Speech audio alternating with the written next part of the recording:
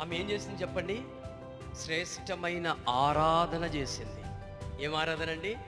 శ్రేష్టమైన ఆరాధన, సువాసన ఆరాధన, మహిమపరిచే ఆరాధన, దేవుని యొక్క తేజస్సు నింపబడిన ఆరాధన చేసింది స్త్రీ.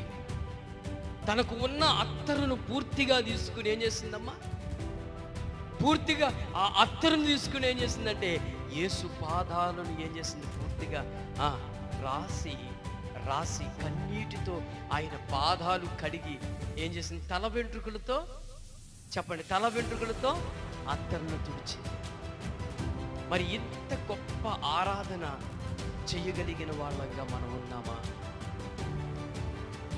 నువ్వు చెప్తావు యేసుప్రభు లేడు కదండి, యేసుప్రభు లేడు కదా మన దగ్గర కూర్చోడానికి. యేసుప్రభు ఉంటే చేసేస్తావా? ఏమండి, యేసుప్రభు నిత్యము లేడా మనతో? ఎక్కడ నా